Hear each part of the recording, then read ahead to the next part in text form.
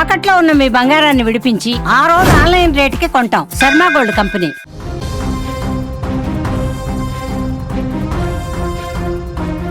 నేటి సమాజంలో మానవ సంబంధాలు మంటగలుస్తున్నాయి. క్షణికావేశం, అక్రమ సంబంధాల వ్యామోహం పచ్చని సంసారాలలో చిచ్చుపెడుతున్నాయి. కన్న ప్రేమను, కనీస మానవత్వాన్ని మరిచి కొందరు రాక్షసుల్లా మారుతున్నారు.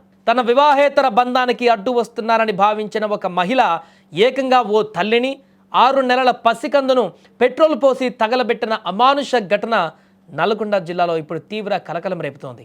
నల్గొండ జిల్లా నాంపల్లి మండలం కేతపల్లి గ్రామానికి చెందిన కుందిళ్ళ నగేష్కు, మర్రిగూడ మండలానికి చెందిన మమతకు 2019లో పెళ్ళైంది. వీరిద్దరికి 2 కుమారులు కూడా ఉన్నారు. పచ్చని సంసారం సాగుతున్న సమయంలో నగేష్కు అదే గ్రామానికి చెందినటువంటి మీసాల సుజాత అనే మహిళతో అక్రమ సంబంధం ఏర్పడింది. ఈ విషయం ఇంట్లో తెలియడంతో గొడవలు మొదలయ్యాయి.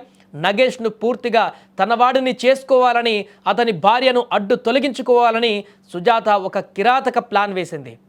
శనివారం మధ్యాహ్నం నగేష్ ఇంట్లో లేని సమయంలో చూసి సుజాత కత్తి, కారం పొడి, పెట్రోల్ సీసాతో ఆ ఇంటిపైకి వెళ్ళింది. అప్పుడు మమత తన 6 నెలల కుమారుడు ఆద్విక్కు పాల్పడుతుంది. ఏమీ ఎరగని ఆ తల్లిపైన, పసిగంతు పైన సుజాత ఒక్కసారిగా పెట్రోల్ పోసి నిప్పండించింది.